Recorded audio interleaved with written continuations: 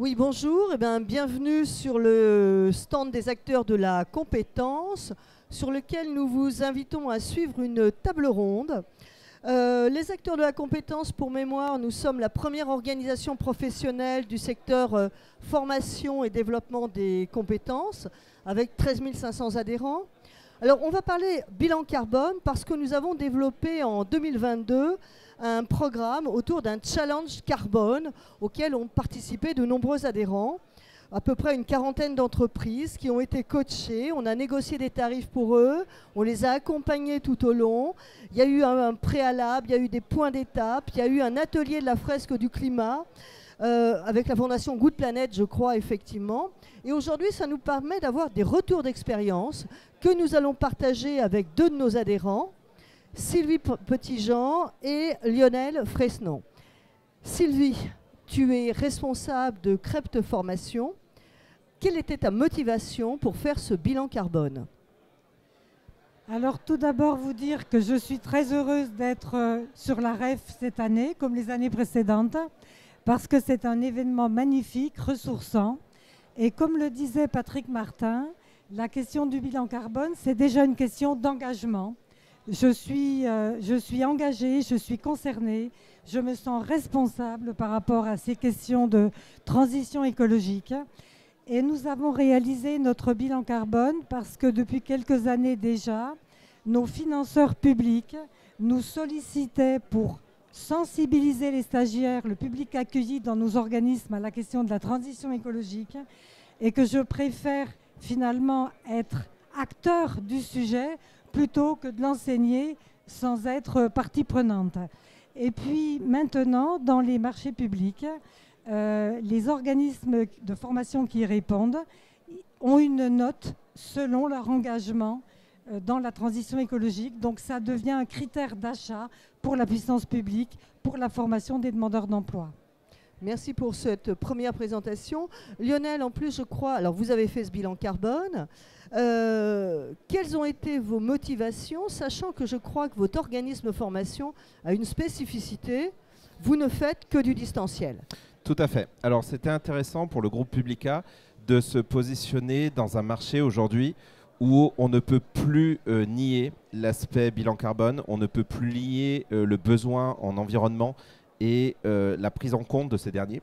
Alors nous, on est sur un marché assez particulier puisque chacune de nos formations sont individualisées et en distanciel, et se posaient donc des questions intéressantes qui étaient de savoir aujourd'hui, est-ce que le coût d'une formation distancielle avec les technologies qu'on peut mettre en place, est-ce supérieur, est-ce inférieur à une formation, je dirais, classique en salle, et quel impact on peut avoir là-dessus quand on décide par exemple d'avoir des formateurs qui vont ne plus avoir de déplacement ou des bénéficiaires qui vont rester effectivement soit en entreprise, soit chez eux pour avoir une formation. Donc c'était assez intéressant comme réflexion et on a mené ça avec les acteurs de la compétence pour mesurer ces éléments-là. Alors Lionel, je vais rester avec vous.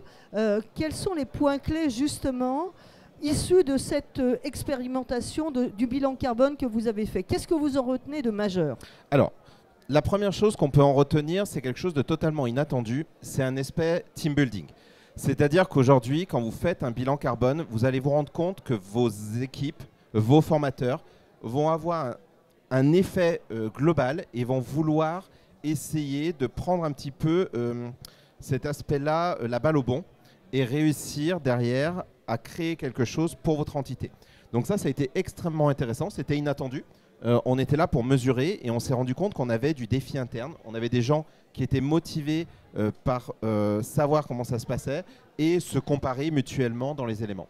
Parce que, d'après ce que j'ai compris, vous avez des équipes qui sont assez jeunes et qui se sont elles-mêmes challengées. Il y a eu un énorme challenge dans nos équipes, à savoir, je vais vous donner des anecdotes, qui mangeait de la viande et qui prenait l'avion et qui était coupable de tel ou tel bilan carbone et comment on pouvait l'impacter et comment surtout on pouvait avoir cette réflexion-là avec les bénéficiaires. C'est-à-dire qu'aujourd'hui, il ne faut pas oublier que les acteurs de la compétence, c'est la plus grande force de formation en France. Quel est le poids qu'on peut avoir, nous, sur l'ensemble des salariés, sur l'ensemble des gens qui vont rechercher à être formés? Je pense qu'aujourd'hui, il y a de vraies questions à se poser là-dessus et il y a de vrais défis. D'accord. Et en fait, vous avez réussi à entraîner... Alors, ils se sont challengés, mais c'était plus du débat que de la compétition. Alors, on était dans du positif. On a utilisé des solutions extrêmement modernes aussi, hein, il faut le reconnaître. La fédération nous avait mis en place des outils qui étaient extrêmement pratiques, qui étaient ludiques. Je ne sais pas si toi, ils se sont amusés, mais moi, les équipes se sont amusées. Elles ont pris du plaisir à le faire. Et effectivement, que ce soit des formateurs internes ou externes, il y a eu cet aspect challengeant, mais positif. On reste, pour moi, l'écologie, surtout en entreprise là-dessus, doit être quelque chose de positif, où on doit réussir à transcender la problématique. Alors, je vais passer à toi, Sylvie, parce que je crois qu'il y a eu aussi beaucoup cet aspect attente des équipes, motivation des équipes. Qu'est-ce que tu en tires comme conclusion? C'est vrai que le bilan carbone, c'est un élément fédérateur dans une entreprise aujourd'hui, même dans un organisme de formation. Et les équipes sont en attente, effectivement, de s'impliquer sur des actions concrètes suite à la prise de conscience qu'elles ont eue et que nous avons tous eue de ce qui générait des gaz à émissions de serre. Et pour nous, le bilan carbone, ça a été le point de départ d'un plan d'action qu'on fait vivre aujourd'hui, d'année en année, et qui est important pour l'entreprise. Alors sur ce plan d'action, quelles sont les principales mesures qui ont été prises immédiatement, puisque tu m'as parlé de pratiques numériques, de consommation énergétique, etc. Tu peux nous en dire un petit peu plus, s'il te plaît? Alors, ce qu'il faut préciser, c'est que nous avons réalisé notre bilan carbone au moment où nous nous sommes mis en conformité, on est rentré en conformité avec le décret tertiaire, qui implique que les entreprises qui ont des surfaces de bureaux supérieures à 1000 m² doivent réduire dans les 10 ans leur émission de carbone de 40%. Donc les deux choses étaient concomitantes. Donc qu'est-ce qu'on a fait concrètement? On est passé du chauffage au gaz à Toulouse, qui sont nos principaux locaux, à la pompe à chaleur. On a réduit notre consommation énergétique en hiver 2022 de 63%, de 43% sur l'ensemble de nos sites, parce qu'on a mis en place des commandes centralisées pour le chauffage, de manière à maîtriser la consommation d'énergie. On recourt à des entreprises liées au tri des déchets, de manière à valoriser les déchets qu'ils récupèrent dans notre futur bilan carbone. On a augmenté le télétravail des salariés. Alors chez nous, on était plutôt sur une culture présentielle, donc on a augmenté le télétravail. On a formé 12 salariés sur 50 à la fresque du climat. Donc j'ai 12 animateurs fresques qui déclinent des ateliers fresques du climat auprès des salariés et auprès des stagiaires, parce que comme le disait Lionel, en tant qu'entreprise de formation, on a aussi une mission vis-à-vis du public qu'on accueille, et on ne peut pas réussir notre transition écologique si on n'embarque pas nos stagiaires, si nos salariés et nos stagiaires. Les deux choses vont ensemble. Alors j'ai une autre question à te poser, puisqu'on a parlé également RSE. Puisque en fait, le bilan carbone, ça intègre également dans une démarche RSE, et c'est le E de la RSE. Moi, ce qui m'a intéressé dans les propos que tu as eus quand on a préparé cette table ronde, c'est que tu m'as dit finalement, l'une des choses les plus importantes, c'est effectivement qu'on doit changer les comportements de nos salariés et de nos stagiaires. Oui. Et c'est du changement de type 2. C'est quoi le changement de type 2? Le changement de type 2, c'est une référence à Václavic, qui était un psychologue. Et le changement de type 2, c'est un changement en profondeur. Et donc, en fait, c'est pour ça que ce projet de bilan carbone et de transition écologique, pour moi, c'est important que ce soit la direction qui le porte, qu'on embarque les salariés et qu'on embarque les stagiaires, parce qu'on doit changer de comportement. Comme le disait Lionel, on doit changer nos habitudes alimentaires, on doit changer notre façon de jeter nos déchets, on doit changer notre façon de se chauffer, notre rapport à l'énergie. Et c'est vrai qu'il ne suffit pas de dire qu'il faut le faire, il faut vraiment qu'on arrive dans nos entreprises à accompagner le changement de comportement. Et est-ce qu'il y a eu beaucoup de résistance au changement, justement? Sur le fond, il y a de l'adhésion au projet. Je disais tout à l'heure que c'était fédérateur. Mais il n'empêche que comme tout changement, c'est comme la digitalisation, c'est comme la qualité, c'est des changements qui percutent toutes les pratiques de l'entreprise, la transition écologique, et donc ce n'est pas si facile que ça à mettre en œuvre. Très bien. Lionel, toi, tu m'as parlé effectivement d'une action que vous aviez mise en œuvre. C'est la compensation carbone. Tu peux nous en parler un petit peu plus? Alors, si je reviens sur ce que tu disais, effectivement, tous les changements ne sont pas voulus ou possibles. C'est-à-dire que malheureusement, il y a des choses sur lesquelles aujourd'hui on n'arrive pas à agir. Je pense par exemple à certains déplacements en avion. Je pense à certaines causes qu'on sait être aujourd'hui extrêmement coûteuses sur un bilan carbone. Et pour certaines, on ne peut pas les modifier. Alors on essaye effectivement avec nos équipes d'améliorer tout ce qu'on peut améliorer.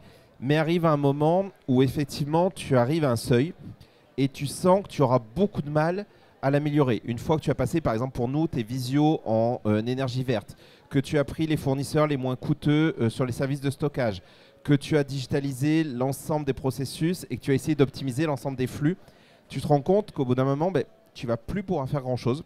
Donc effectivement, nous on a pris un choix qui a été de dire que les formations qui allaient arriver chez nous allait être compensée d'un point de vue carbone. Alors la compensation carbone, il en existe de différentes sortes. Nous, on est parti sur une action de reforestation avec un projet qui s'appelle La Forêt Retrouvée à Madagascar, sur lequel on encadre cette reforestation-là. Et l'idée, c'est effectivement d'intégrer là aussi nos bénéficiaires en amont. Et comme je le disais tout à l'heure au président de la fédération quand on discutait, on sait aussi qu'on a des parts de marché qu'on gagne parce qu'aujourd'hui, il y a des gens qui choisissent vraiment d'avoir un impact, y compris sur leur comportement d'achat. Comme vous, demain, vous allez choisir d'aller acheter votre alimentation dans quelque chose de plus sain, et on se rend compte aujourd'hui que les entreprises et leurs salariés sont aussi demandeurs de cette possibilité d'avoir une formation la plus saine possible et qui aura le moins d'impact possible, ou en tout cas l'impact le plus positif possible à ce niveau-là. Donc c'est vrai que c'est quelque chose qu'on a mis en place qui marche bien et qui plaît beaucoup. Alors, vous avez fait beaucoup de choses, c'était une première démarche. Maintenant, comment justement pensez-vous valoriser votre démarche? Sylvie, valoriser cette démarche, c'est important, il faut le faire savoir au sein de la fédération, il faut le faire savoir en dehors de la fédération. Est-ce que tu as des craintes? Comment penses-tu valoriser? Est-ce que tu as des craintes sur cette valorisation? Oui, j'ai des craintes. J'ai des craintes, elles sont multiples. Et je vais reprendre les propos de Patrick Martin dans son introduction. Patrick disait « Attention aux décisions absurdes qui vont l'emporter sur la raison. Nous avons la solution, qu'on nous laisse la liberté et les moyens. » J'adhère pleinement à ça, surtout quand on sait que la formation, c'est un secteur réglementé. Et ma crainte principale, c'est que les pouvoirs publics s'emparent du sujet de la transition écologique et qu'ils légifèrent et qu'ils nous fassent un énième référentiel d'obligations et de contraintes qui ne vont pas coller à nos réalités. On y est déjà confronté dans des marchés publics. Lionel, comment est-ce que tu valorises de ton côté? Je crois que ta démarche est un petit peu différente. Alors, effectivement... Et est-ce que tu as des craintes d'ailleurs aussi? Alors des craintes, on en a tous, et elles sont logiques face aux problématiques climat qui s'énoncent. Je ne sais pas si le fait de légiférer sera si problématique que ça. J'ai un doute.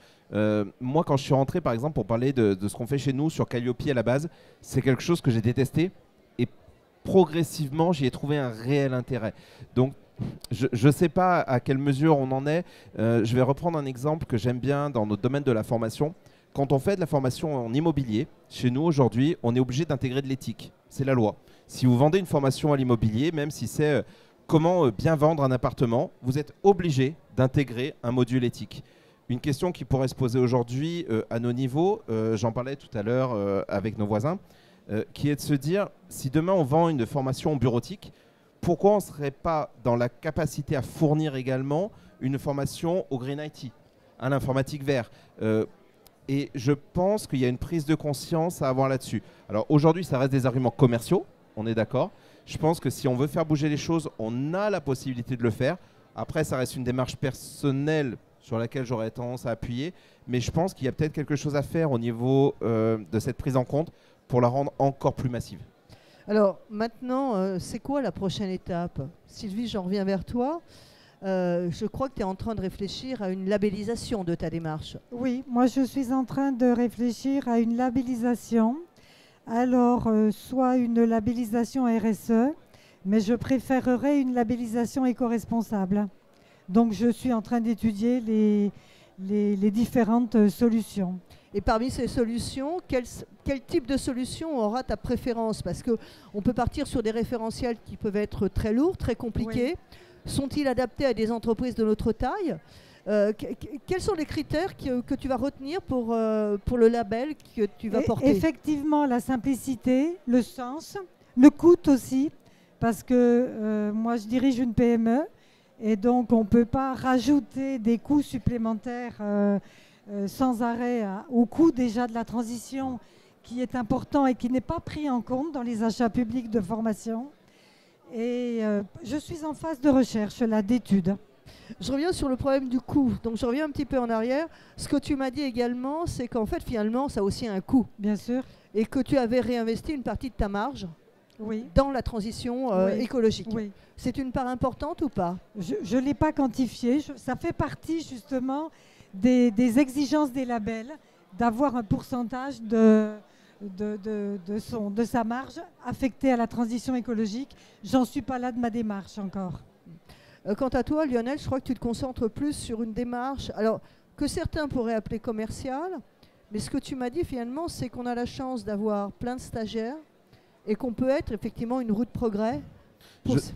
Tout à fait. Je pense qu'on reste des entreprises, hein, donc notre principe d'entreprise, il restera toujours le même, hein, c'est de générer effectivement un chiffre d'affaires pour payer nos salariés et travailler là-dessus. Je suis d'accord avec toi sur le fait que ça a un coût.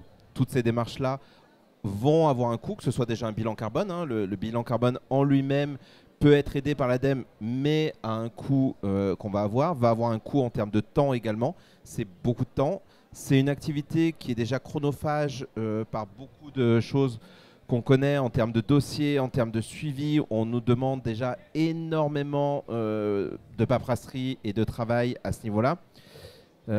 Néanmoins, je pense quand même qu'effectivement aujourd'hui, ça vaut la peine d'intégrer cette réalité-là dans notre démarche, qu'elle soit commerciale ou qu'elle soit vis-à-vis de nos bénéficiaires sur effectivement cet aspect purement écologique ou sociétal. Ok, alors avant de passer la parole aux personnes qui nous ont écoutés, je voudrais juste faire un petit point, c'est-à-dire qu'en fait, pour la fédération, pour les acteurs de la compétence, ont choisi de s'engager dans une démarche de RSE, responsabilité sociale, sociétale et environnementale, tant pour la fédération que pour apporter des services à leurs adhérents. Et le bilan carbone est finalement la première petite marche de cette démarche un petit peu globale. Est-ce qu'il y a des points que vous voudriez mettre en avant sur lesquels je n'ai pas su vous poser des questions?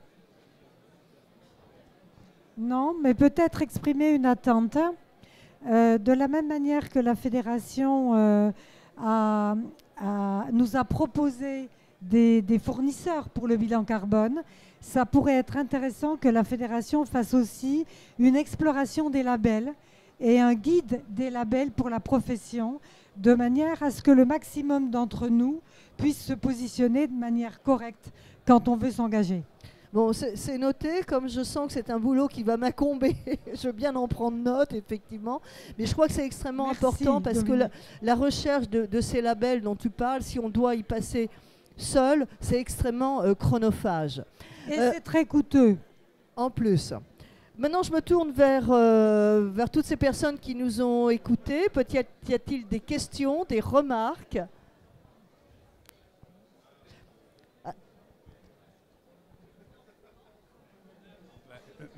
Merci à vous trois, à nos conférenciers, à l'animateur. Les acteurs de la compétence, nous sommes implantés un peu partout, et notamment dans les régions d'outre-mer, hein, la France océanique. Vous parliez d'impact carbone tout à l'heure. Donc effectivement, le dirigeant de l'organisme de formation, de l'entreprise de formation située à La Réunion, en Guadeloupe, en Guyane, va se poser la question de son impact, notamment au niveau de la mobilité, parce qu'effectivement, il y a l'impact avec les billets d'avion. On est obligé de prendre l'avion pour sortir de l'île. Bien souvent, il y a des problématiques insulaires. C'est du tout voiture. Donc les transports ne sont pas forcément organisés et on utilise forcément dans les régions d'outre-mer le climatiseur à fond, donc qui est implanté dans différentes salles.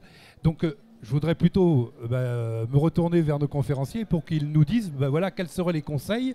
Est-ce que c'est une démarche pour vous qui est purement nationale? Est-ce que ça concerne aussi les Outre-mer? Et quels peuvent être aussi l'impact pour ces chefs d'entreprise sur les régions ultrapériphériques? Alors, je vais peut-être me permettre de commencer la réponse puisqu'on a 10 à 15% de notre chiffre d'affaires qui est fait en Outre-mer. C'est des régions qui ont été extrêmement demandeuses. C'est-à-dire, je ne sais pas si c'est vraiment lié à la façon dont nous on travaille avec cette dématérialisation, mais aujourd'hui, effectivement, ça nous a permis de proposer à la Guadeloupe, à la Réunion, des formations qui n'étaient pas forcément soit accessibles immédiatement locales, soit qui permettaient effectivement de répondre à cette problématique de temps et d'argent. Venir en métropole pendant 4 jours pour être formé sur une thématique, alors qu'on pourrait l'être en 15 heures en distanciel, effectivement, ça ne fait pas sens. Après, je mettrai un bémol à ça. Tout dépend aussi de la formation sur laquelle on va aller chercher. On n'est pas du tout sur les mêmes domaines de formation. Et il y a des formations, même aujourd'hui, avec des technologies de casque 3D, avec des technologies d'IA, avec tout un tas de choses qui existent, qui nécessitent aujourd'hui d'être en présentiel. Et ça va être difficile pour certaines de ces formations. Je pense que toi, tu as le reflet là-dessus, de dématérialiser à distance ces formations-là. Moi, ce que j'ai envie de te dire, Thierry, c'est que c'est un sujet pour toutes les entreprises de formation et toutes les entreprises tout court. Et que le principal, c'est de commencer la démarche et d'avoir un plan d'action pour progresser et à sa façon de contribuer. C'est ça l'essentiel. Quel que soit le point de départ. Moi, je vais rebondir là-dessus parce que ta question est très intéressante parce qu'elle montre clairement que dans une démarche de progrès, et le bilan carbone, la décarbonation, la RSE, tout ça, c'est une démarche de progrès. Au fur et à mesure qu'on va avancer, qu'on va aider nos adhérents, qu'on va leur amener des outils, on va découvrir des problématiques. Alors, des problématiques qui peuvent être régionales, tu as évoqué effectivement l'outre-mer, mais ça peut être des problématiques thématiques. Tu as des organismes de formation qui ont des plateaux techniques. Donc on est obligé de se déplacer sur ces plateaux techniques. Ce n'est pas le formateur qui se déplace, ce sont effectivement les gens à former qui se déplacent parce qu'on ne peut pas faire autrement. Le distanciel ne résoudra pas toujours ce problème, mais je pense que c'est très intéressant justement qu'on puisse avoir une démarche collective, qu'on puisse lancer une nouvelle expérimentation de façon à pouvoir analyser quels sont les blocages que l'on peut trouver par typologie d'entreprise ou par typologie régionale. Et ça va nous faire progresser terriblement. Nous sommes prêts à répondre à plein d'autres questions, ou alors nous vous avons assommé.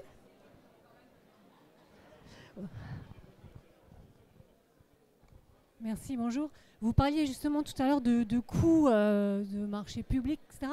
Qu'est-ce qui pourrait, dans des marchés publics, et je pense en particulier à des marchés publics de formation pour les demandeurs d'emploi, qu'est-ce qui pourrait vous accompagner ou inciter les organismes de formation à aller dans cette dynamique justement de transition écologique, impact carbone et plus global, d'inciter peut-être, pardon, j'ai pas pu venir au début de la table ronde, donc vous en avez peut-être parlé, mais au-delà de tous les efforts que vous mettez, il y a peut-être aussi parfois des décalages d'horaires qui peuvent être organisés pour faciliter que les personnes puissent arriver en bus, en train, parce que ça se joue à un quart d'heure, 20 minutes près, enfin ce genre de choses. Qu'est-ce qui pourrait du coup vous soutenir, valoriser et vous accompagner, alors peut-être dans une dimension prix, mais aussi dans une dimension cahier des charges?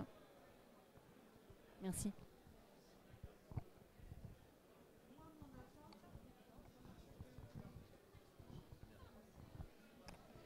Moi, mon attente, dans la mesure où je suis déjà engagée, c'est que finalement, on me laisse travailler et on me laisse témoigner de ce que j'arrive à faire et des résultats auxquels j'aboutis, plutôt que de m'imposer un cadre contraignant, comme on voit que ça émerge dans certains marchés publics aujourd'hui.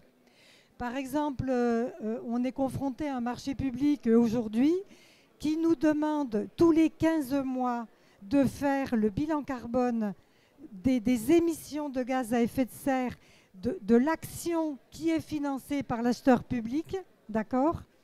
Ce qui nous oblige à faire un bilan carbone tous les ans, alors que les services de l'État eux-mêmes sont soumis à un bilan carbone tous les 3 ans. Et la temporalité de l'acheteur public sur son marché ne peut pas être la temporalité de la transition écologique d'une entreprise. C'est ça notre difficulté avec la puissance publique sur la formation professionnelle, notamment des demandeurs d'emploi. Donc moi, je préfère un système, alors qu'on fasse un bilan carbone, même tous les 2 ans, ça a du sens. On n'est pas obligé d'en faire un tous les 3 ans. Que ce bilan carbone soit détaillé par poste et qu'on puisse montrer que d'année en année, on progresse, ça a du sens. Mais qu'à un moment donné, la temporalité de l'acheteur public et des périodes du marché deviennent celui du bilan carbone, ça va percuter complètement nos pratiques et ça va nous apporter de la confusion et on ne va plus savoir quoi faire. Voyez ? Donc ce que tu mets en avant, c'est un décalage à la fois de temporalité, de pratique et de méthode entre les demandeurs publics et les organismes de formation. Oui, si je fais référence à ce marché, c'est parce que j'ai trouvé ça intéressant, surtout dans la période d'engagement dans laquelle je suis. On nous demande combien on a d'ordinateurs éco-labellisés ou reconditionnés. On nous demande, et en fonction de ça, on a une note. Et je suis frustrée. On ne me demande pas tout ce que j'ai fait. Je ne peux pas dire ce que j'ai fait. On me demande juste le nombre d'ordinateurs que je mets à disposition de mes intérêts. Donc si on rentre dans cette démarche-là, où finalement la puissance publique, l'acheteur public se met à notre place pour nous imposer sa vision de la transition écologique, on va au carton. Alors Lionel, je crois que tu es très peu sur les marchés publics, mais tu es sur des marchés privés. Comment ça se passe? Est-ce qu'on commence à te demander des choses? Alors oui, la différence, je suis d'accord avec toi là-dessus, c'est que le marché privé n'est pas du tout alloti par des règles qui vont être extrêmement strictes et qui vont différencier d'une entreprise à l'autre. Toutes les entreprises n'ont pas les mêmes priorités à ce niveau-là et effectivement, ça peut être mieux adapté leur demande que ce que tu vas avoir, je comprends ton agacement là-dessus, sur un marché public qui va vraiment te donner une notation par rapport à des critères qui vont être globalisés. C'est vrai que nous, on est moins sur le marché public, donc j'ai moins cette problématique-là que toi, et ta réponse me semble assez cohérente. Je me tourne à nouveau vers la salle, qui n'est pas une salle. Y a-t-il d'autres questions qui pourraient venir? De toute façon, on reste à votre disposition donc, sur le stand des acteurs de la compétence pour y répondre. Et je vous rappelle que nous avons une autre table ronde demain matin à 11 h sur une thématique qui est aussi une thématique, je dirais, de tendance actuellement, qui s'appelle l'emploi des seniors. Pas des seniors, hein, des seniors. Une chance pour l'entreprise. Donc encore à nouveau un très bon débat qui va nous permettre d'avancer dans cette thématique globale de la RSE. Merci à vous tous. Merci beaucoup.